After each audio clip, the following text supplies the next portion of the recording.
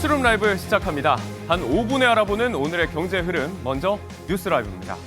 뉴욕의 밤과 오늘 아침을 연결하면서 시작하겠습니다.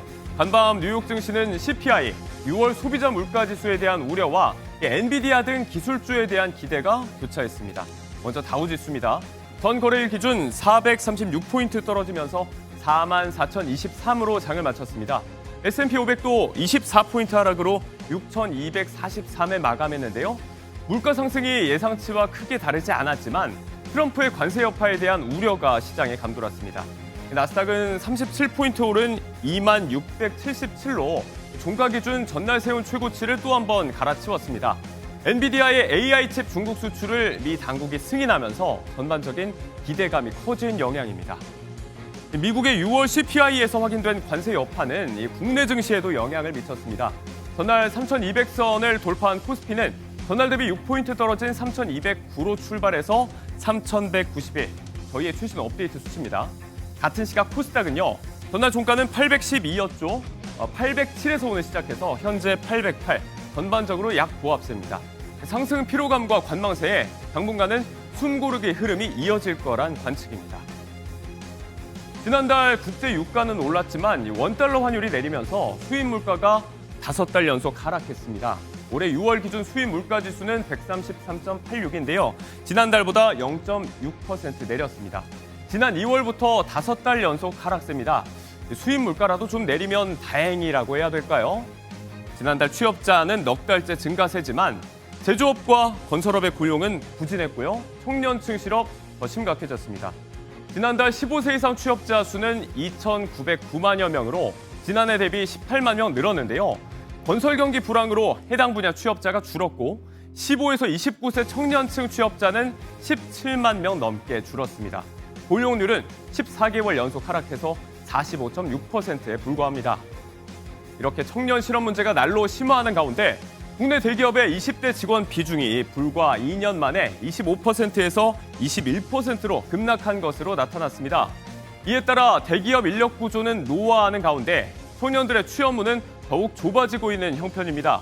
기업들이 신입공채를 전면 폐지 축소한다든지 또 수시 채용으로 전환하고 또 경력직을 선호하는 경향도 커졌다는 분석입니다. 푹푹 찌는 더위가 금융권과 유통가에도 영향을 주고 있습니다. 금융권은 현재 9,600여 개인 이 무더위 쉼터를 전국 14,000여 개 수준으로 확대 운영하기로 했습니다. 도시 한복판 대형 쇼핑몰들도 자연스럽게 피서지 역할을 하고 있는 중인데요. 강한 냉방에 한 곳에서 식사와 쇼핑, 여가까지 해결할 수 있다는 장점에 소비자들의 발길이 몰리고 있죠. 각 유통업계도 이에 따라 고객 체류 시간을 늘리는 전략에 속도를 내고 있습니다.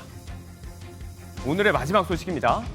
유튜브 프리미엄 요금제에서 음악 듣기 기능을 뺀 프리미엄 라이트 요금제가 올해 안에 국내 출시될 예정입니다.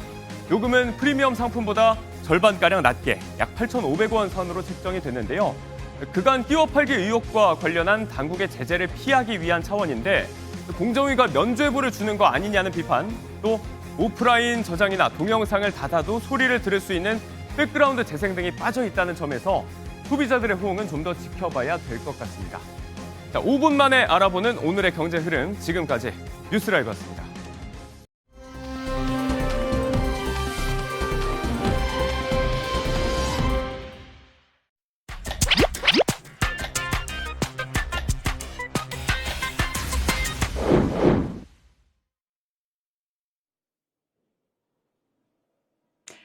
새 정부 초기 가장 중요한 건 국가 살림살이일 텐데요. 국가의 재정과 경제 정책을 결정하는 국회 기획재정위원회 소속 최은석 국민의힘 의원 지금 만나보겠습니다. 지금 인사청문 시즌이라서요. 의원실 굉장히 바쁜 분위기입니다. 네. 안녕하세요, 의원님. 이렇게 뵈니까 반갑습니다. 네. 네, 환영합니다. 네.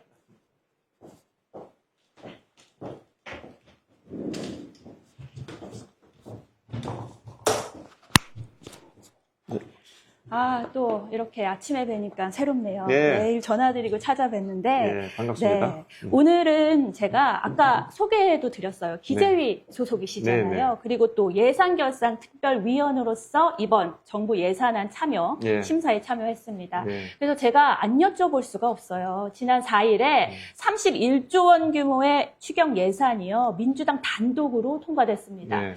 여대 야소 상황, 뭐 할 수 있는 게 없었다 이런 뭐 호소들이 나오는데 네. 그때 또 어떠셨습니까?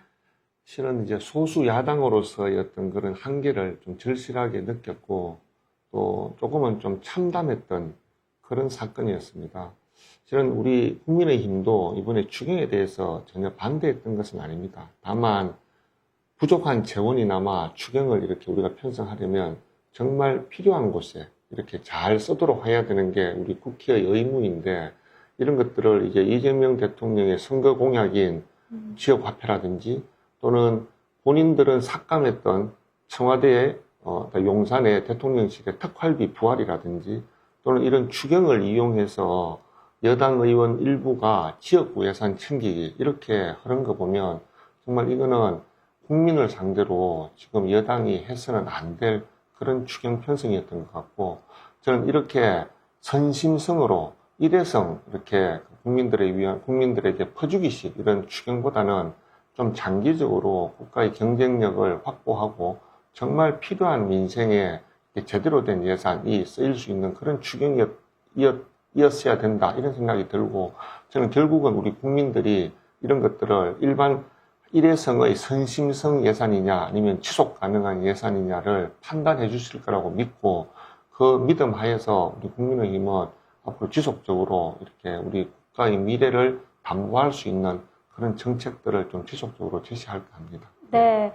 방금 말씀 주셨던 그 국가의 미래를 담보한다 이런 이야기를 하신 게 국민의힘이 그냥 반대한 건 아니에요. 네. 왜냐하면 제가 찾아보니까 지난 5월 기준이요. 국가 채무가 사상 처음으로 1,200조 원 넘어섰습니다. 근데 30조 원 이상의 추경 예산이 포함된다면요. 재정 악화는 솔직히 불가피한 것 아닌가요? 그렇습니다. 지금 예상으로 보면 올해도 재정 적자가 한 111조 정도 이렇게 발생될 걸로 예상되고 그중에 많은 부분이 결국 이제 국채를 발행해서 그걸 메꿔야 되는데 지금도 이미 우리나라 이 정부 재정 또 정부 부채의 어떤 그 증가 속도에 대해서 세계 많은 이렇게 국가들에서도 좀 관심을 가지고 보고 있고 특히 이제 IMF 같은 경우에는 비기축 통화국의 평균을 넘어선 정부 부채 비율이 올 연말에 이렇게 전망된다고 할 정도로 국가 부채에 대해서 지금 글로벌하게 한국의 국가 부채에 대해서 되게 우려가 많습니다. 그래서 저희 국민의힘은 이런 부분들이 결국은 재정 지출의 구조 개혁 같은 것들도 좀 되게 필요하고 실은 부족한 예산이나마 앞으로 우리가 예를 들면은 추가 경정 예산을 할 때라도 국가의 미래를 우리가 좀 확보할 수 있는 그런 전략 산업에 대한 어떤 투자라든지 아니면 정말로 필요한 민생 그리고 앞으로 정말 필요한 것들은 추가적인 세수를 발굴하는 이런 것들을 통해서 재정 지출의 어떤 구조 개혁 같은 것들을 반드시 좀 추진해야 된다고 보고 저는 지금 이재명 정부가 이렇게 계속 퍼주기식의 재정 중독 어떤 정세에서 벗어나지 못하면 정말 우리 미래 세대에게는 엄청난 부담을 넘겨주지 않을까 하는 그런 걱정이 정말 앞섭니다. 네, 그런 걱정은 다 공감은 하고 있어요. 하지만 이게 민생에 관련된 문제잖아요. 지금 민생이 굉장히 팍팍하고 어렵거든요. 그래서 소비 쿠폰을 비판만 한다고 해서 이게 여론에 수용되는 건 아닙니다.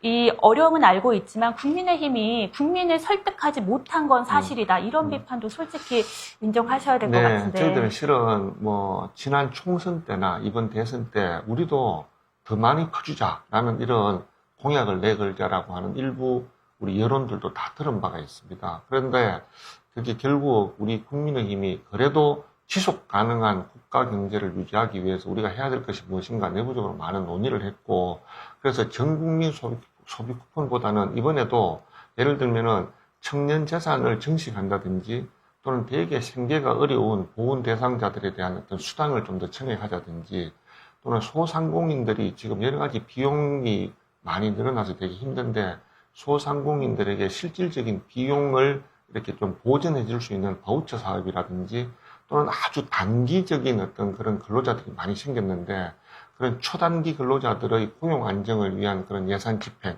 이런 부분들을 저희가 이번에 많이 제안을 했습니다. 그게 어려운 민생 중에서도 특히 우리 정부나 우리 전체 예산으로서 돌봐야 될 그런 어려운 계층들에 대해서 좀 더 집중하자라고 하는 게 저희 국민의힘의 입장이었고, 실은 저같이 국회의원도 이번에 그 15만 원인가요? 그것 지금 다 받는 걸로 알고 있는데, 저는 이런 사람들에게까지 이렇게 다 소비 쿠폰을 이번에 지급해야 되는가, 여기에 대해서는 정말 의문이 많습니다. 그래서 사회가 정말 같이 보듬어야 될, 우리 공동체가 같이 케어해야 될 대상들을 명확히 선정하고 그분들에 대한 민생 지원을 적극적으로 하자. 저는 이 두 개의 차이가 분명히 앞으로 시간을 두고 보면 확실히 차이 날 거라고 봅니다. 누가 국가의 미래와 지속 가능한 국가 경제를 더 이렇게 안정적으로 이렇게 실행할 수 있는가의 관점에서 보면 저는 국민 여러분들께 이런 부분들은 앞으로 계속 좀 적극적으로 말씀드려야 될 것 같다는 생각이 많이 듭니다. 네, 국민 홍보가 부족했던 점은 좀 네. 인정을 하셔야 될 것 같은 네, 게, 네. 그런 국민의힘만의 민생 경제 정책들이 부각되지가 않았어요, 네, 사실. 네. 그래서 이번에 예산안 통과에도 여론이 그렇게 네. 이재명 정부에 나쁘게 네. 돌아가지 않았고 이랬는데, 그러면 뭐 한 가지로 꼽긴 어렵겠지만요. 그래도 국민의힘은 이것만은 한다라는 민생 경제 정책, 1호 뭐 이런 거, 네, 의원님 네. 개인적인 생각이실 수도 있겠지만 예. 좀 말씀 주실 수 예. 있을까요? 실은 이제 그동안 우리 국민의힘이나 또 보수 정권에서 성장을 좀 더 강조했던 게 사실인 것 같습니다.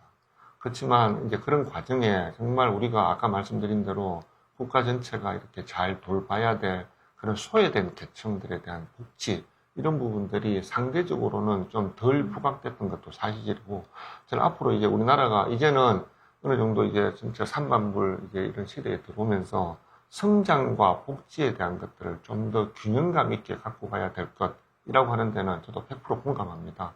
그렇지만 이제 지금처럼 전 국민을 대상으로 이렇게 선심성, 포퓰리즘성의 어떤 그런 예산 집행보다는 저는 첫 번째는 우리 국민의힘이 지향하는 바는 첫 번째는 지속 가능한 재정하의 민생 회복이 저는 되게 중요하다고 봅니다. 왜냐하면 이게 우리가 뭐 지금 있는 사람들만 살고 말 우리 대한민국이 아니지 않습니까? 앞으로 우리가 다시 지금 후세대도 있고 그 후세대의 또 후세대도 있고, 우리 정말 이렇게 세계 속의 대한민국을 잘 지켜가는 것, 그게 이제 저는 지속 가능한 재정이라고 보면 그런 것들이 유지되는 범위 내에서 성장과 뭐 배분이라고 할 수도 있고 성장과 복지라고도 할 수 있는데, 이런 것들의 균형이 잘 맞추어지는 것, 저는 이게 정말 제일 중요한 것 같습니다. 그리고 앞으로 성장은 정부 주도의 성장은 안 되는 것 같습니다. 결국 민간 주도 성장으로 바뀌어가야 되는데, 지난 문재인 정부 때도 잘 아시겠지만 소득 주도 성장이라는 걸로 해서 정부가 공공 일자리를 많이 늘리고 하는 그런 것들이 지금 후유증이, 지금 국가 부채가 문재인 정권 때 수백조가 늘었거든요. 이런 부분들이 지금 우리의 경제에 있어서의 운용의 어떤 그런 좀 여러 가지 좀 탄력성을 되게 제약하고 있습니다. 그래서 이렇게 앞으로는 경제 성장의 주도를 민간 부문으로 이양해야 된다. 그래서 민간의 성장과 창의, 혁신을 막고 있는 그런 규제를 과감하게 혁파하고, 민간에서 기업가 정신 또는 글로벌 도전 정신, 이런 것들을 가지고 창업과 기존의 어떤 산업을 혁신할 수 있도록 완전히 이렇게 시스템을 정부 주도에서 민간 주도로 바꿔야 된다는 좀 생각이 들고, 어려운 민생에 대해서는 아까 제가 말씀드렸듯이 정말 우리가 이렇게 구체적으로 이렇게 딱 적시하고, 우리가 사회가 또 공동체가 국가가 같이 돌봐야 될 그런 어려운 계층들을 구체적으로 이렇게 우리가 적시한 다음에 이분들에 대해서 맞춤형 복지, 맞춤형 지원을 하는 게 저는 정말 필요한 것 같습니다. 그래서 이 한 3가지 정도를 지속적으로 끌고 가야 저는 우리나라의 경제가 다시 한 번 더 혁신을 통해서 일어서고, 다음에 전 국민이 좀 더 행복해질 수 있는 그런 국가로 발전하지 않을까 하는 생각이 듭니다. 네. 국민의힘의 그 성장과 복지 2마리 토끼를 다 잡는 정책을 네. 좀 기대해 보겠습니다. 네. 예, 앞서 말씀 주셨는데 그 상법이 네. 좀 여쭤볼 게 있어요. 왜냐하면 대기업 대표이사 네. 사장 출신이시잖아요. 네. 근데 상법 개정안이 통과를 했어요. 여야 네. 합의로. 원래 국민의힘이 지난 정부 때는 제가 반대한 걸로 알고 네. 있거든요. 근데 이렇게 좀 입장이 갑자기 바뀌었다라고 할 정도의 입장 변화가 나타난 이유가 좀 네. 궁금합니다. 실은 저는 개인적으로는 지금도 상법 개정에는 반대 입장입니다. 왜냐하면은 이 상법, 물론 이제 상법 개정을 통해서 소액주주에 대한 좀 어떤 보호, 이런 것들은 저도 당연히 이제 지향해야 될 바긴 하지만 상법에 예를 들어서 이제 이사의 책임을 회사에서 주주로 확대한 것, 이런 것들을 보면 결국 기업이 위험을 무릅쓰고 해야 될 투자 또는 단기적으로는 손실을 보더라도 중장기적인 회사의 혁신을 위해서 투자해야 될 것들, 이런 중요한 어떤 기업의 본질적인 어떤 의사결정이 되게 위축되거나 제약될 수 있습니다. 그래서 이런 것들은 저는 물론 이제 일부 대기업이나 일부 대주주들의 일탈이 분명히 있었거든요. 올해만 하더라도 이제 한화 에어로스페이스나 최근에 이제 태광산업 같은 경우 분명히 저는 대주주의 사익 편취를 위해서 일반 소액주주들을 희생할 의도가 있었던 걸로 분명히 생각되는 그런 일도 있습니다. 이제 그런 것들은 별도의 형법이나 별도의 자본시장법으로 충분히 규제할 수 있고, 이게 진짜 빈대 잡느라고 초과상관을 태우는 그런 격이 될 수도 있습니다. 왜냐하면 단기적인 손익을 감수하고 중장기적인 성장을 하려고 하는 의사결정을 할 때 모든 주주들의 이해관계를 맞출 수가 없습니다. 그러면 단기적으로 손실이 나서 주가가 떨어지면 단기 투자 주주들은 회사에 대해서 손해배상을 청구할 수도 있는 그런 것들이 이번에 상법 개정에 핵심에 포함된 내용이거든요. 그래서 저는 지금도 반대하지만 그래도 지금 민주당이 이렇게 다수 여당으로서 예를 들면은 집중투표제라든지 또는 뭐 자사주 소각이라든지 아직 상법이 반영 안 된, 그리고 이제 분리 선출하는 감사위원회 확대 같은 것들, 좀 더 위험한 법안들을 계속 강행하려고 하는 것들을 어떻게든 좀 막아야 되겠다 하는 취지에서 아마 당 지도부에서 일부는 좀 협의해서 상법을 통과시키고 나머지는 계속적으로 반대하면서 국민 여론에도 좀 호소하려는 그런 전략을 좀 갖고 계신 것 같은데, 저는 원내 부대표로서 들어가면 제가 이거 아무래도 반대 누르기가 좀 이렇게 입장이 그래서 저는 이번에 상법 개정 표결에 참여도 안 했습니다. 그 정도로 상법 개정에는 반대하지만 어쩔 수 없이 기존의 일부 대기업들의 일탈 문제도 있었고, 또는 이렇게 강한 여당 또 다수 여당이 막 밀어붙일 때 이게 끝도 없이 상법이 악화되는 것들을 좀 막기 위한 지도부 어떤 그런 데는 저도 일부 공감은 하고 있습니다. 어쨌든 그런 부분들을 앞으로 좀 잘 이렇게 논의하고 또 국민들께 잘 설명드려서 상법이 추가적으로 더 개혁되지 않도록 이렇게 노력하겠습니다. 네. 당 지도부의 역할 좀 중요한 것 같고요. 네. 이제 경제, 뭐 민생 쪽은 여쭤봤고, 하나만 여쭤볼게요. 네. 당내 현안에 대해서. 네. 지금 뭐 인적 쇄신이다, 인적 청산이다, 네. 당내 갈등이 좀 심화되는 양상인데, 원내 지도부시잖아요. 네. 지금 지도부 2번 연속으로 참여하고 계신데, 네. 어떻게 될 것 같습니까? 그래도 갈등 풀릴까요, 저희? 저는 지금 이제 인적 쇄신이라는 문제가 좀 대두된 거에 대해서는 좀 불가피한 측면도 있는 것 같고, 잘 아시겠지만 그동안 당의 여러 가지 변화도 되게 좀 미흡한 게 많았고, 또 작년 12월 3일 날 전 대통령의 계엄부터 또 탄핵, 또 이번에 대선에 이르는 과정에 여러 가지 내부적인 좀 현안들이 많이 있었죠. 그래서 이런저런 이야기가 나오고 인적 쇄신에 대한 얘기가 나오는 것들은 뭐 당연하다고 봅니다. 다만 그런 것들이 특정 개인이나 특정 어떤 몇몇 업무를 좀 이렇게 진행했던 사람들에 대한 책임론이나 그 사람들에 대해서 이렇게 당에서 막 책임져라 이렇게 하는 모습들은 저는 별로 바람직하지 않다고 봅니다. 왜냐하면 예를 들면 저도 이제 그 과정에서 후보 단일화라든지 여러 가지 당내 현안이 있을 때 옆에서 봤지만 그때그때마다 불가피한 상황도 있었고, 또 일부 우리 지금 당무감사위원회에서 예를 들면 후보 단일화 관련해서는 이미 지금 당무감사를 진행하고 있거든요.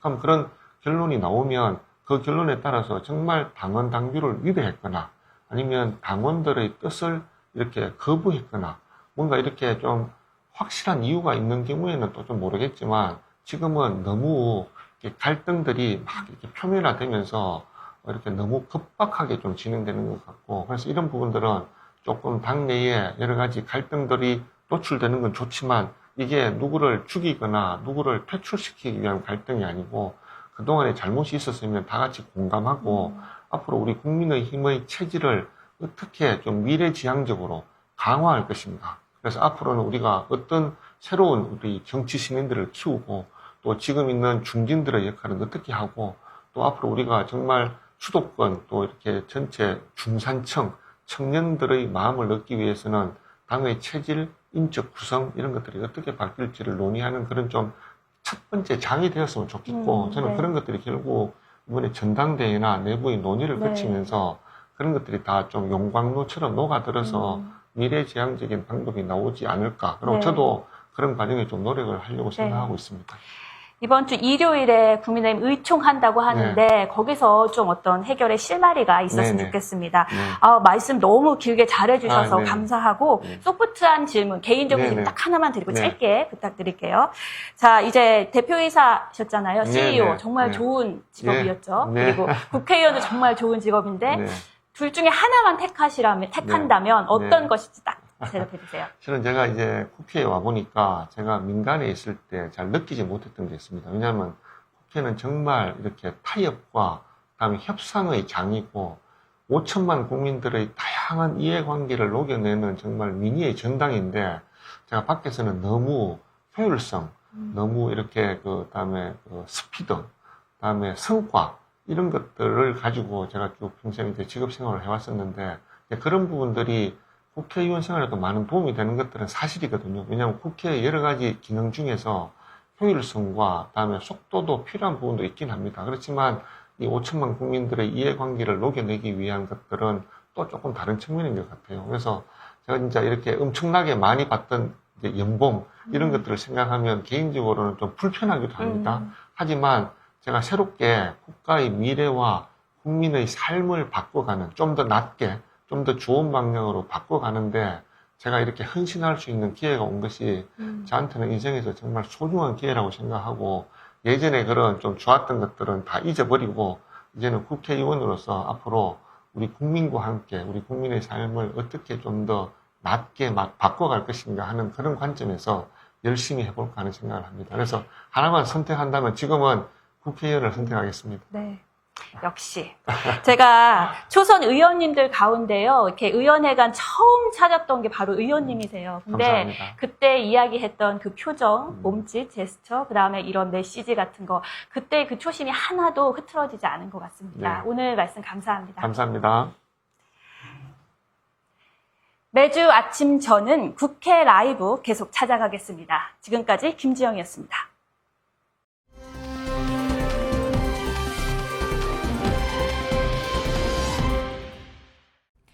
네, 이번엔 경제 현안들에 대해서 깊지만 쉽게 분석해드리는 시간입니다. 오늘은 부동산 전문가들 모셨습니다. 고준석 연세대 상남경영원 교수 그리고 김경기 MBN 경제부 기자 나왔습니다. 안녕하세요. 네, 안녕하세요. 네, 6.27 대책이 나온 지 3주가 다 되어갑니다. 치솟던 부동산 가격은 조금 진정세를 보이고 있기는 한데요. 하지만 후폭풍이 본격화하는 모습입니다.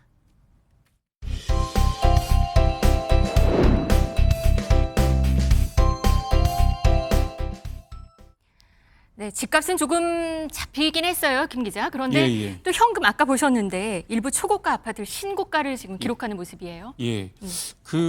이 서울 압구정 아파트들이 대표적인데요. 네. 뭐 압구정동 뭐 대단지 아파트 뭐 재건축 예정인 그런 대단지 아파트 다들 아시는 아파트들인데 일단 그 사례를 한번 들어보면요. 이 네. A 아파트 전용 면적 110제곱미터인 아파트인데 이번 7월, 그러니까 이번 달에 53억 원에 거래가 됐습니다. 그런데 작년 12월에 39억 원이었습니다. 그러니까 그 7개월 사이에 14억 원이 뛴 거죠. 네, 이게 대책 발표 이후였네요. 계약일을 보니까. 그렇습니다. 네. 예. 다른 사례도 보겠습니다. 네. 네, 이번에는 B 아파트인데 전용 면적 163제곱미터.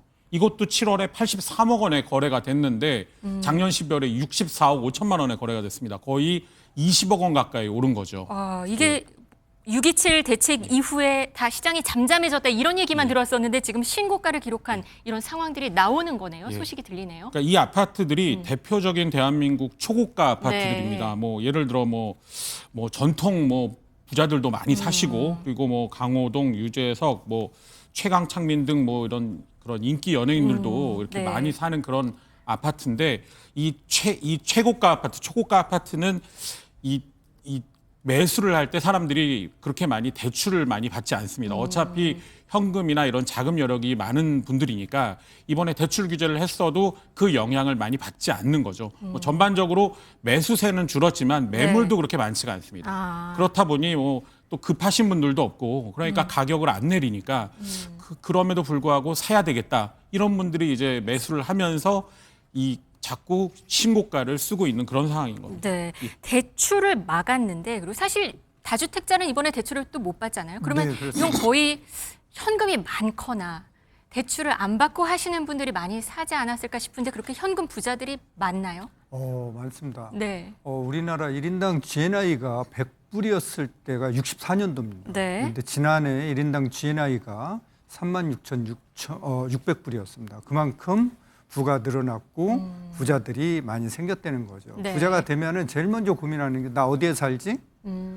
이거 주거 먼저 고민을 하거든요. 네. 그러면은 우리가 볼 때 교육 환경이 좋고 교통 환경 좋고 주변 인프라가 잘 갖춰준 그런 지역으로 이제 내 집 마련에 들어가고 또 투자를 하게 된다는 거죠. 네. 그런 대표적인 지역이 바로 우리 김 기자님이 얘기하신 압구정동, 반포, 한남동, 성수동 뭐 이런 지역으로 이제 꼽을 수 있겠죠. 그래서 네. 이런 지역에서는 이렇게 대출 규제에도 불구하고 신고가가 뭐 계속 창조되고 있는 그러한 실정입니다. 신고가가 창조되고 있는 실정이군요.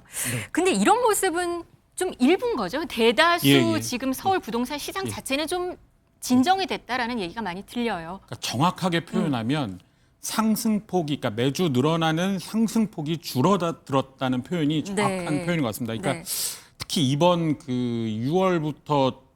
6월에 가장 많이 그 오른 지역이 그 강남 3구보다 네. 이 마용성 그 중에도 특히 이 성동구랑 마포구가 많이 올랐는데요. 이게 네. 이제 보면 그 어느 정도 그 고소득 그 전문직 그 부부 이런 네. 부부들이 이게 선호하는 지역인데 그 이분들이 이게 집값이 더 오를까봐 그래서 불안해서 대출을 많이 받아서 그동안 6월에 굉장히 많은 그 네. 아파트를 샀거든요. 지금 이 보이는 표는 6월 현재 상황입니다. 그러니까 6월에 정말 6년 10개월 만에 가장 높은 상승률을 예, 보였다 예, 이런 예. 얘기가 있거든요. 예, 그래서 이제 보면은 뭐 지금 이게 주택으로 돼 있는데 네. 그러니까 이 송파 강남 이 강남뿐만이 아니고 강남 3구, 4구뿐만이 아니고 마포 성동구가 굉장히 많이 올랐는데 네. 근데 이제 그곳은 정말 대출의 힘이 컸습니다. 아. 예, 그래서 이제 그 지역의 주택 매매를 한 분들의 그런 사례를 보면 그 어느 정도 소득이 있다 보니 대출이 많이 나오고 그래서 많은 대출을 받아서 주택을 매수한 경우가 많았거든요. 네. 근데 이제 이런 게 막히게 되니까 아무래도 매수세가 많이 줄었죠. 그리고 또 사실 그동안 그 최근 단기 가격 상승폭이 너무 컸습니다. 네. 그렇다 보니 이제는 이런 초강력 대출 규제도 나왔는데 더 오르진 않겠지.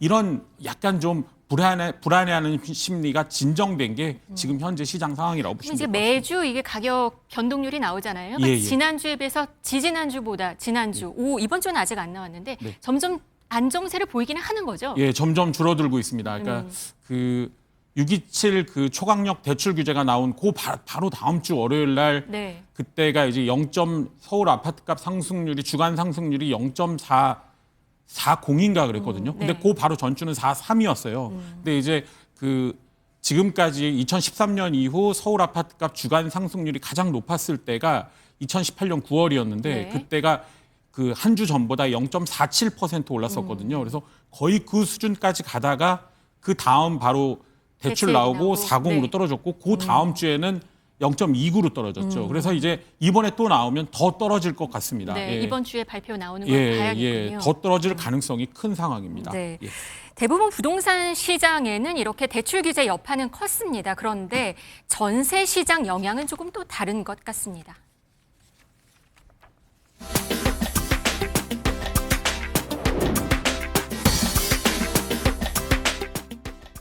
네, 김 기자. 근데 전세 시장은 조금 이 대책 이후에 좀 혼란스러워 보여요.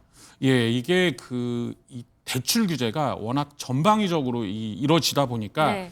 이 전세 시장의 다양한 어떤 그 계약 사례를 반영하지 못하는 그런 상황인 것 같습니다. 그러니까 네. 가장 지금 대표적인 게 입주 아파트들이거든요. 네. 이 입주 아파트는 그 보통 이 전세 물건이 나온다는 거는 이 집주인들이 그 본인이 이런저런 사정에 의해서 입주를 못 하는데 근데 자금은 약간 부족하고 그래서 그 세입자에게 그 전세금을 받아가지고 그래서 이 잔금을 치르는 경우가 많아요. 네. 그래서 이제 보통 그 전세 계약을 체결할 때와 전세 잔금을 치를 때 주인이 다른 경우가 기본입니다. 그러니까 네, 네. 전세 계약을 할 때는 건설사가 주인이겠죠. 네, 하지만 새로 입주하는 아파트요. 네. 새로 입주하는 아파트의 경우 네. 그리고 전세 잔금을 치를 때는 이제 진짜 그 주인이 주인이 네. 이제 하게 되는 건데 이거를 소유권 이전 조건부 전세자금 대출이라 그러는데 네. 이걸 막아버렸어요. 아. 근데 이 막은 이유는 이 소유권 이전 조건부 전세자금 대출이 갭 투자 그러니까 제가 집을 살 때 그 전세를 줄 생각을 하고 집을 사는 겁니다. 그런 경우에 똑같이 전세 계약을 할 때와 전세 잔금을 치를 때 주인이 다르거든요. 네. 그래서 전세를 안고 집을 사는 걸 막으려고 이 소유권 이전 조건부 전세자금 대출을 막았는데 이게 이 불똥이 입주 아파트에 튄 거죠. 그래서 입주 아파트에 전세를 구하려고 하면 그 집주인 입장에선 그 세입자를 구하려고 하면 전세자금 대출을 받지 않는 사람만 구해야 되는 상황이 벌어지니까 이 구하려고 하는 임차인이 많이 줄고 그러다 보니 전세 가격이 떨어질 수밖에 없는 그런 상황이 지금 벌어졌습니다. 새 아파트의 경우에는 그렇군요. 그러니까 예. 갭 투자를 막겠다. 갭 투자로 아파트 값이 올랐다. 이러니까 이 갭 투자를 막기 위해서 대출을 일단 조였더니 예. 그랬더니 결과적으로 이런 다른 부작용이 나타났다는 그렇죠, 얘기군요. 그렇죠. 예. 알겠습니다. 그런데 또 전세값 자체는 또 오르는 분위기라고 또 합니다. 교수님 이건 또 무슨 얘기인가요? 네, 그냥 기본적으로 이제 공급이 부족하다 보니까 네 이렇게 이제 전세 가격은 우상향하고 있는 이런 상황이고요. 네. 전세값뿐만 아니라 월세 가격도 이제 우상향을 하고 있다. 그래서 김 기자님이 말씀하신 것처럼 일부 입주 단지에서는 이제 그러한 현상들이 나와서 전세 가격이 이제 떨어지는 이런 입주 아파트들이 있는데, 네. 그렇지 않은 일반적인 이런 전세 시장에서는 그렇지 않고 오히려 반대 현상이 나타나고 있다. 공급 부족에 기인한 거다. 이렇게 봐야 될 것 그럼 같습니다. 전세 시장도 약간 양분화되어 있다고 볼 수 있는 건가요? 그러면 어. 집을 전세로 구하고 싶은 사람은 대출을 받지 않아야지 입주 네, 아파트를 갈 수 네, 있겠군요. 네. 이렇게 보실 수도 있을 것 같습니다. 예를 들어 제가 전세를 구해야 되는데 전세자금 대출을 받아서 전세를 구해야 되는데 입주 아파트는 갈 수 없는 거죠. 전세자금 대출을 못 받으니까. 네. 그럼 저는 전세자금 대출이 나오는 기존 아파트의 그 가야 전세 되는군요. 물건을 구해야 되니까 상대적으로 입주 아파트의 가격, 전세 가격은 떨어지지만 이 기존 아파트의 아파트. 전세 수요가 거꾸로 몰리게 되니까 네. 기존 아파트의 전세 가격은 오르겠죠. 그러면 입주 아파트보다 기존 아파트가 더 많으니까 전반적인 전세 시장은 강세일 수밖에 없는 겁니다. 그러면 전세값은 더 오를 수도 있겠네요. 이 구조라면은. 지금 가능성으로 지금의 구조에서는 오를 가능성이 조금 크고요. 네. 약간 근데 그래도 그나마 다행인 건 올 하반기에 뭐 이제 교수님도 말씀하시겠지만 올 하반기에 그 서울과 서울 주변의 아파트의 입주 물량이 조금 있거든요. 그러다 보니 이제 물건이 좀 나오다 보니 그래도 올 하반기에는 그렇게까지 큰 전세 가격 상승이 있지 않을 거라고 지금은 봤었는데 네. 이 매매 가격이 또 주춤하게 되면 사람들이 집을 매수하지 않고 또 전세로 가는 수요가 있기 때문에 그래서 전세 가격이 많이 꺾이지는 않고 약간 좀 불안한 모습을 보일 수도 있다. 뭐 이런 관측도 나오고 있는 그런 상황입니다. 이 얘기도 있어요. 전세 말씀하신 대로 전세 구하기가 어려운 상황이 될 수도 있다 보니까 전세 대신 반전세, 월세 이 시장도 커질 것이다라는 전망도 있거든요. 그러니까 이것도 마찬가지로 소유권 이전 조건부 전세자금 대출을 시행한 거에 따른 부작용인데 네.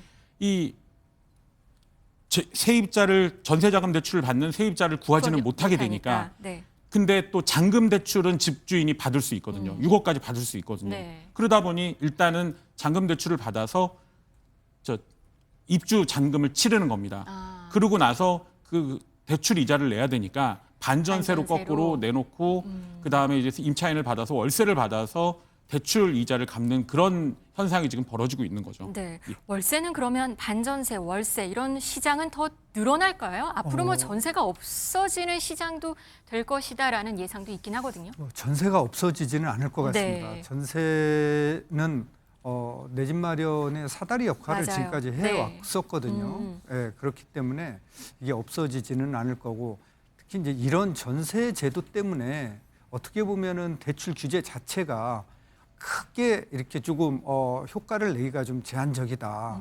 이렇게 또 볼 수도 있는 거고요. 네. 전세자금 대출이 시행된 지가 그렇게 오래되지는 않았다. 그전에는 은행에서 전세자금 대출을 받아서 전셋집을 얻고 이러지 않았었고 결혼할 때 부모님이 도와줘서 전셋집 얻는 게 일반적인 그때는 그런 지금처럼 시장 비싸지는 상황이었는데 않았으니까 더 그러지 그때 이제 않았을까요? 소득이 좀 작았죠. 네. 당시에는. 근데 이제 이게 전세자금 대출 제도가 생기고 나서는 이러한 이제 현상들이 나타나기 시작했는데 결국은 공급이 부족하기 때문에 매매가든 전월세 가격이든 우상향하는 이런 시장 흐름은 주춤할 뿐이지 계속 갈 수밖에 없다 이렇게 이제 예상이 네. 되는 거죠. 알겠습니다. 아무래도 이 부동산 시장은 정부 정책에 따라서 영향을 많이 받는데요. 이 새 정부의 부동산 정책 어떤 모습일지 좀 궁금합니다. 이재명 대통령은 부동산과 관련해서 어떤 말을 했는지 한번 듣고 오시겠습니다. 최근에 주택 부동산 문제 때문에 약간의 이제 혼란들이 있었는데, 하여튼 대한민국의 투자 수단이 주택 또는 부동산으로 한정되다 보니까 자꾸 이 주택이 투자 수단 또는 투기 수단이 되면서 주거 불안정을 또 초래해 왔습니다. 그리고 제가 이제 부동산과 관련된 말씀을 좀 드리면, 이번에 대출 규제는 맛배기 정도에 불과하죠. 부동산 관련된 정책이 많아요. 그리고 더 근본적으로 수요 억제책으로는 지금 이거 말고도 많아요. 이 대책 말고도 더 많다. 수요 억제책은 더 많다. 맛보기에 불과하다. 이렇게 말을 했어요. 더 센 게 나올 거라고 예상할 수 있는 건가요?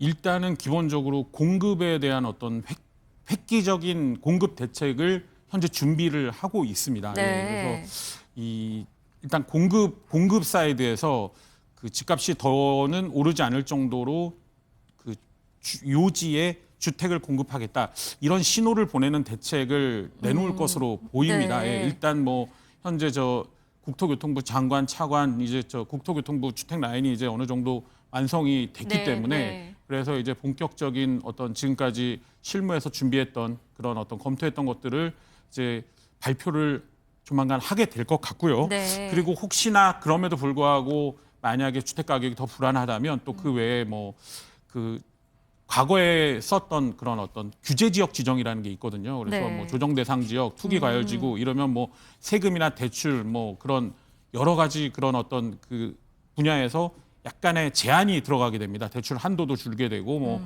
중과도 들어가게 되고 이런 여러 가지가 들어가는데 그런 거를 핀셋 지정을 해서 뭐 그 집값이 뛰는 지역에 그런 거를 지정할 그럴 가능성도 있고요. 네. 그리고 사실 지금 뭐 대통령께서 그 세금으로 집값을 잡지는 않겠다고 하셨지만 기존에 이미 유예된 어떤 그런 그 세금 제도들이 있거든요. 네. 그래서 그거를 더 유예를 연장하지 않고 시행하는 그런 방안도 있습니다. 그렇다 보니 아직까지는 칼이 남아 있는 그런 상황입니다.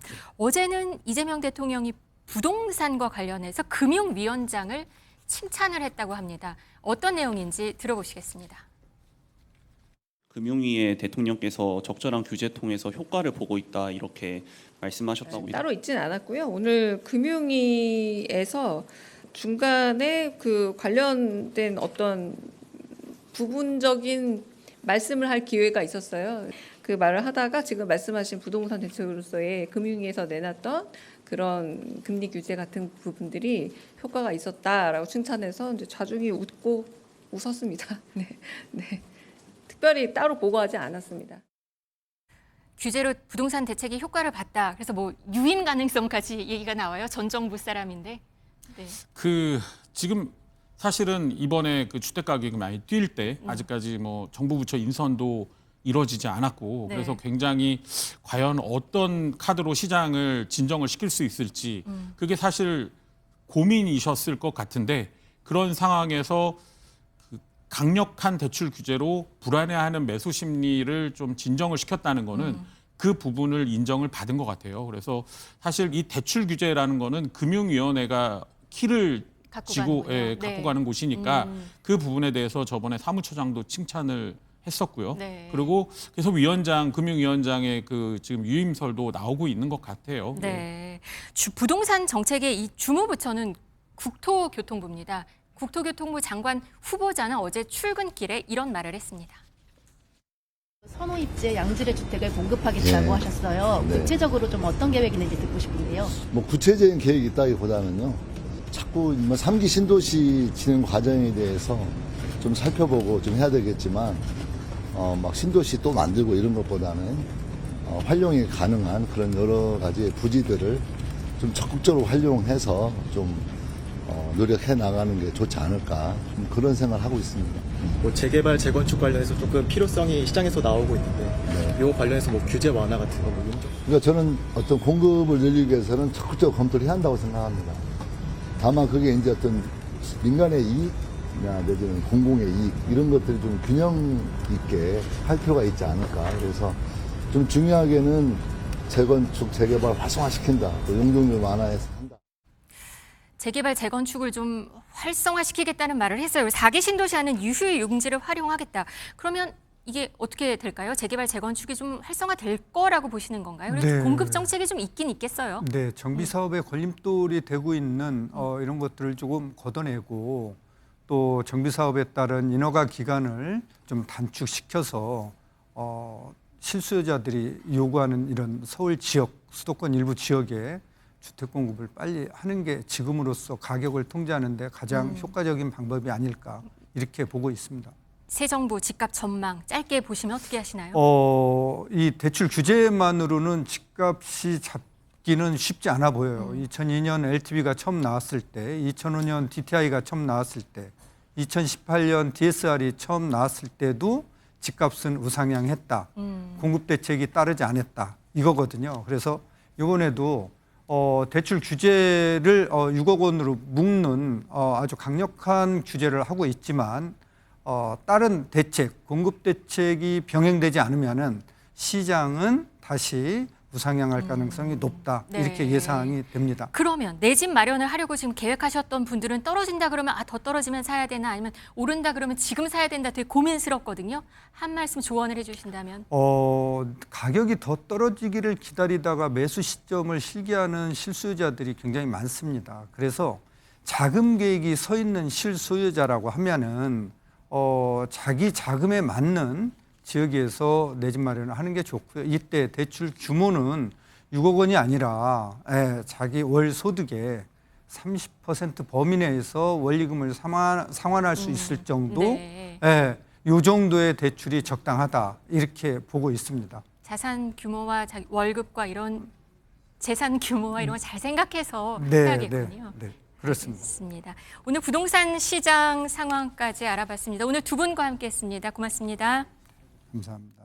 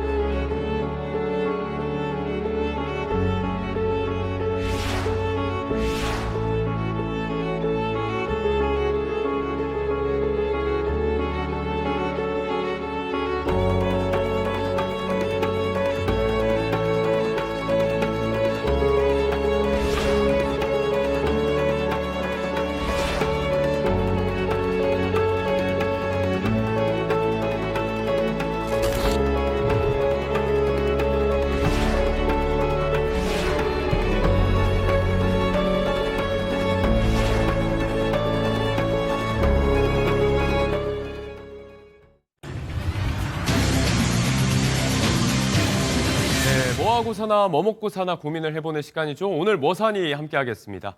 보기만 해도 생활에 도움이 되는 우리 생활 속 경제 이야기 쉽게 한번 또 풀어볼 텐데요. 제 옆에 오늘도 1터 수강생 박진아 아나운서 나와 있습니다. 오늘 함께 할 분 소개를 좀 해주시죠. 네, 오늘 함께 할 분 소개해드리도록 하겠습니다. 최근 국내 시장에서 뜨거운 감자로 떠오르고 있는 스테이블 코인에 대해서 이야기를 나눠볼 텐데요. 고란 경제 전문 기자 나와 계십니다. 안녕하세요. 네, 안녕하세요. 어서 오십시오. 자, 고란 기자님과 함께 하겠습니다. 스테이블 코인에 대해서 이야기해 봅니다. 시작해 보시죠.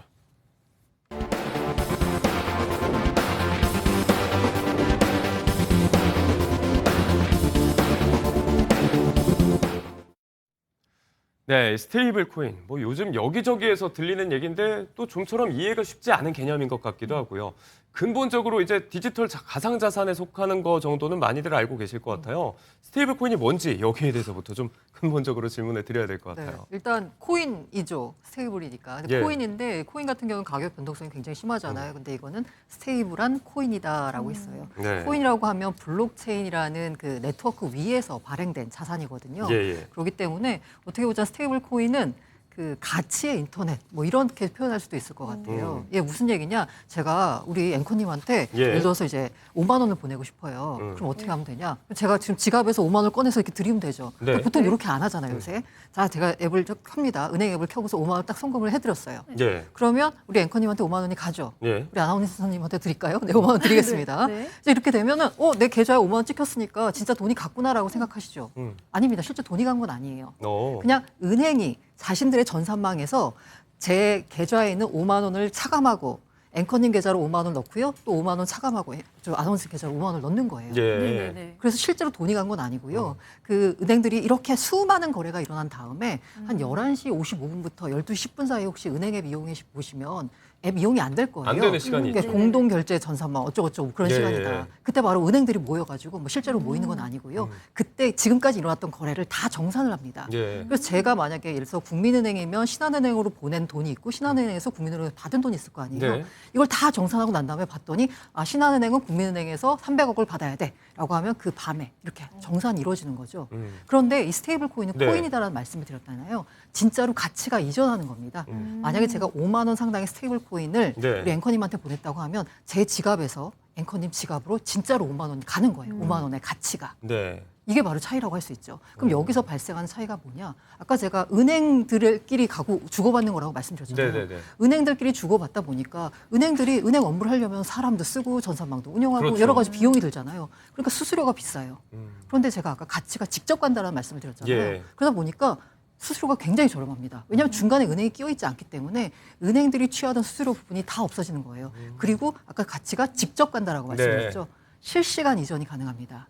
이게 국내 같은 경우에는 국내 은행들끼리 전산망이 다 연결돼 있기 때문에 실시간 이전이 되는 것처럼 느껴져요. 네, 지금 말씀하신 것처럼. 맞아요. 근데 해외로 송금할 때 느껴보시면 미국 같은 경우 뭐 하루나 이틀 걸리나요?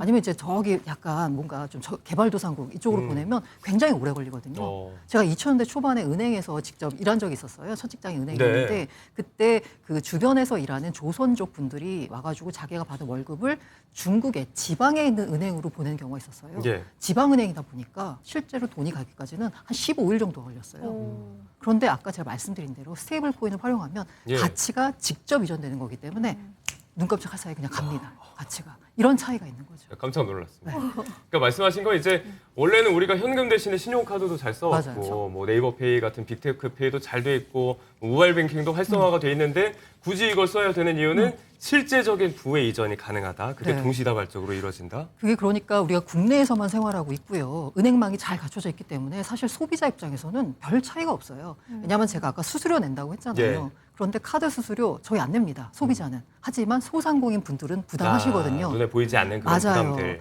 예를 들어서 이번에 우리가 그 민간 소비 쿠폰 지급할 때요. 그때 30억 연 매출 30억 이하의 경우에는 카드 가맹점 수수료가 한 1% 안팎입니다. 근데 이걸 정부에서 야 1%보다 좀 더 낮춰줘라고 카드사에 요구를 했어요. 근데 카드사가 굉장히 난색을 피웠습니다. 네. 이미 역마진인데 여기서 어떻게 우리가 더 낮춰주니? 라고 이제 얘기를 한 거거든요. 실제로 보자면 카드사의 경우에는 그 지난번 우리가 2000년대 코로나 때, 네. 2020 코로나 때 그때 문재인 정부 때도 쿠폰 지급했잖아요. 그랬죠. 그때 역마진이 한 80억 정도 발생했다라고 해요. 수수료를 낮춰주다 보니까. 이런 정도 수수료가 발생하는데 아까 말씀드린 대로 소비자는 수수료 부담을 안 하니까 차이를 못 느껴요.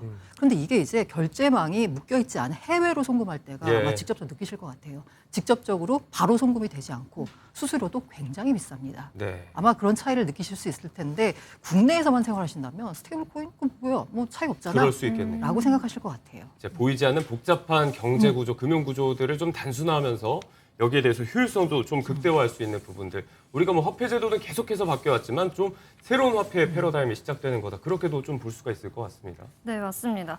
그리고 은행 영업 시간에도 관계가 없고 수수료가 낮다는 맞아요. 이점이 있다면 해외에 국내에 자녀가 유학을 간 상태라면은 생활비 보내줄 때 굉장한 이점이 될 것 같은데요. 실제로 그렇게 보내시는 분들 많이 있고요. 다만 이제 국내에서는 약간의 규제가 있다라고 하면 뭐냐면 스테이블 코인을 보통 이제 USDT, USDC라는 걸 많이 쓰는데요. 그 USDT, USDC를 어디서 구하느냐? 그 장외거래 약간 어둠의 시장이 있는지 모르겠는데 그게 아니라 정상적인 방법이면 우리나라에 있는 업비트나 빗썸 같은 거래소에서 사야 돼요. 그럴 경우에 이 거래 내역이 다 증빙이 됩니다. 왜냐하면 부모님이 산 내역이 있고요. 내가 산 USDT를 그리고 내 지갑으로만 보낼 수가 있어요. 아들 지갑으로는 안 되는 거예요. 그러니까 일단 내 지갑으로 보냈다가 내 지갑에서 아들 지갑으로 보내는 약간 이런 불편한 과정을 겪기는 합니다. 근데 어쨌든 간에 이렇게 되면 수수료는 확실히 절감이 되기 때문에 실제로 이용하신 분들이 많은 걸로 알고 있습니다. 이제 기자님께서 조금 전에 우리가 국내에서만 생활하면 이런 거 체감이 좀 힘들다 이렇게 얘기했지만 이미 국내에서도 이제 결제 수단으로 쓰이고 있는 경우가 많습니다. 편의점에서도 지금 물건 살 때 쓰이고 저희 보도로도 나갔던 부분이지만 이제 실제 가상자산을 현금으로 인출할 수 있는 ATM 같은 것도 설치된 곳이 있다면서요? 맞습니다. 일단 일상생활 속에서 이 스테이블 코인이 계속해서 쓰이고 있는 상태인데요. 리닷페이라고 해서 스테이블 코인 기반의 결제 시스템과 이 비자, 우리가 흔히 쓰고 있는 이 결제망과 연동이 돼서 실제로 실물 카드로 코인 사용이 가능하다고 합니다. 마트나 편의점, 호텔, 항공사 등에서도 일반 카드로 사용이 가능한데요. 그리고 서울 남대문 시장에 가면요. 외국인 전용 가상화폐 인출기가 있습니다. 이게 구비되어 있는데 외국인들을 대상으로 한 거기 때문에 여권과 또 전자지갑을 이렇게 인증을 하면 시세에 맞춰서 코인이 원화로 인출이 가능한 거죠. 요거 이제 외국에서 놀러 온 관광객들에게 굉장히 유용할 것 같다는 생각이 들고. 자, 알겠습니다. 일단 그러면 이 스테이블 코인의 쓰임을 알겠고 효용 가치를 알겠는데 이걸 조금 투자적인 관점으로 접근하면 안정적인 거기 때문에 이 코인 자체의 가치가 급등할 일은 또 없는 거잖아요. 없습니다. 만약에 급등한다라고 누가 팔잖아요. 내가 너한테만 알려줄게 이러면서 팔면 그건 사기입니다. 그 자체는 또 문제가 되고. 그렇다면 지금 이제 서학개미들, 그러니까 우리가 미국 주식하는 분들이 이렇게 얘기하는데 이분들의 관심사가 지금 디지털 자산 쪽, 그러니까 코인이 아니고 코인을 발행하는 그 발행사, 대표적으로 서클 이런 곳들인데 이런 곳에 관련주에 지금 자금이 막 유입되고 있잖아요. 네, 맞습니다. 그러니까 이제 지난 4일에서 10일 보니까 순매수 1위 종목, 서학개목 순매수 1위 종목이 옛날에는 덮어놓고 테슬라였어요. 근데 지금은 서클입니다. 서학개미들이요, 약 500억 넘게를 사들였습니다. 단 이제 5일간 만에요. 그럼 이렇게 2위가 그럼 어디냐? 서클의 유통을 담당하고 있는 코인 거래소, 코인베이스를 두 번째로 많이 사들였어요. 그래서 예전에는 매그니피센트 7이라는 M7 종목들 중심으로 사들였다면 지금은 디지털 자산과 관련된 종목들을 집중 매수하고 있고요. 그 얘기는 뭐냐면 앞으로 이 스테이블 코인 시장 커질 거다라고 판단하고 그 관련된 기업에 투자하는 서학개미들의 발빠른 움직임이다라고 보시면 될 것 같습니다. 그럼 이제 발행사가 얻어가는 이익들, 발행사의 성장 쪽에 투자 관점이 있는 건데 발행사가 지금 어떤 이익들을 거둬들이는 거예요? 코인을 발행하면서? 일단 발행사 입장에서는요. 발행할 때 약간의 이제 수수료가 나오고요. 그리고 그 발행을 하게 되면 일단 이 지금 현재 스테이블 코인은 이 가치를 스테이블하게 유지하는 방법이 담보 자산을 들고 있어야 됩니다. 그러니까 제가 100만 달러를 들고 와서 100만 달러 어치의 스테이블 코인을 발행해 주세요라고 하면 100만 달러 어치의 이 발행사는 미국 국채를 삽니다. 그럼 미국 국채에서 약 4% 정도 이자가 나오고 있거든요. 그 이자 수익이 현재 그 구성하는 수익의 거의 대부분을 차지하고 있는데요. 지금 2위 기업인 서클 같은 경우는 상장사니까 괜찮지만 이제 1등 기업은 테더라는 회사거든요. USDT를 발행하는 이 회사가 지난해 벌어들인 이익이 무려 137억 달러. 모건 스탠리나 시티은행보다도 더 많이 벌어들였습니다. 이렇게 시장이 근데 지금보다 더 커질 것 같아. 라고 하니까 당연히 투자 관점에서는 그러면 스테이블 코인 발행사가 어디야? 상장된 곳은 서클밖에 없네? 라고 하면서 서클로 지금 투자금이 몰린다라고 볼 수 있습니다. 투자 관점에서도 저희가 한번 짚어봤고 자 이렇게 미국의 달러 중심의 스테이블 코인이 급속도로 국내에서도 확산을 하고 있습니다. 상황이 이렇다 보니까 우리도 이제 원화 중심의 스테이블 코인 하나 필요한 거 아니냐 이런 이야기도 나오고 있는데 이게 이재명 대통령의 대선 당시 공약이기도 했습니다. 그때 목소리 잠시 들어보고 오겠습니다. 있는 현실을 부정하기 어려울 거다. 우리가 외면한다고 없어지지 않거든요. 마치 조선 말에 그 쇄국 정책 비슷하게 될 가능성이 있다. 그러니까 우리도 이 시장을 빨리 진출해야 되고 좀 불안하지 않게 거래에 참여할 수 있게 시장도 좀 제대로 관리하고 감시하고 또 원화 기반의 스테이블 코인 시장도 우리가 만들어 놔야 어쨌든 소외되지 않고 뭐 국부 유출도 좀 막을 수 있지 않을까 저는 그런 생각하죠. 아직 많이 방치되어 있는 것 같은데요. 이건 대책을 좀 세우긴 세워야 될 것 같습니다. 지금 미국에서 아마 이번 주에 관련된 입법이 진행이 될 것 같지 않습니까? 그렇게 되면 이 문제가 부정할 수 없는 또 부인할 수 없는 현실이 될 수밖에 없는 상황이기 때문에 다양한 상황, 시나리오를 중심으로 해서 검토를 진행하고 있다. 앞서도 봤듯이 우리의 실생활에 대형 프랜차이즈 매장이라든지 편의점, 결제 수단으로서 곳곳에 또 달러 기반의 스테이블 코인이 들어오면서 이런 미래가 지금 나온다면, 우리 눈앞에 있다면 우리도 좀 대비해야 된다. 원화 코인을 만들어서 좀 점유율을 높여놓자는 차원인데, 이게 좀 멀리 보면 통화 주권 이런 것과도 연계가 좀 돼 있는 부분인 것 같기도 하고요. 저는 이제 스테이블 코인을 뭐로 비유하냐면요. 통화 고속도로라는 비유를 쓰거든요. 고속도로. 지금까지 이제 우리가 쓰는 그 원화나 달러는 다 법정 화폐예요. 법정이다 보니까 국경이 있습니다. 그런데 이걸 스테이블 코인 형식으로 바꾸게 되니까 국경이 사라져 버리는 겁니다. 앞서 말씀드린 대로 그러니까 해외 송금이 즉각적이고 수수료도 싸게 일어나는 거죠. 그런데 만약에 국경이 무너진 상황에서 우리가 통화 고속도로를 깔아놓지 않으면 우리의 원화가 달릴 길이 없는 거예요. 그러다 보니까 야 그거 만들어서 어디다 쓰냐? 라는 말을 하기 전에 일단 고속도로를 깔아놔야지 그 위에서 차라도 좀 달릴 거 아니에요. 그래서 저는 이 스테이블 코인은 통화 고속도로이기 때문에 우리가 70년대 경부 고속도로를 깔아서 경제 성장을 도모했던 것처럼 통화 고속도로를 깔아놔야지 앞으로 이 그 국경이 무너진 시대, 통화의 국경이 무너진 시대 그나마 원화가 살아남을 수 있다라고 생각합니다. 네. 미국에서는 이제 아예 이 스테이블 코인을 제도권으로 편입하기 위한 움직임도 본격화가 되고 있습니다. 이번 주가 이제 크립토 위크라고 해서 가상자산과 관련한 법안들 논의 중인데, 오늘 이제 미국에서부터 넘어온 소식은 하원에서 조금 이제 제동이 걸린 것 같아요. 그렇지만 앞으로 이제 통과는 시간 문제라는 얘기가 나오고 있고, 국내에서도 여기에 대비해서 원화 코인 만들어야 한다. 벌써부터 기업들의 또 움직임도 아주 바쁘게 움직이고 있습니다. 자, 오늘 고란 기자님 모시고 스테이블 코인에 관해서 간략하게 저희가 좀 짚어봤습니다. 고맙습니다.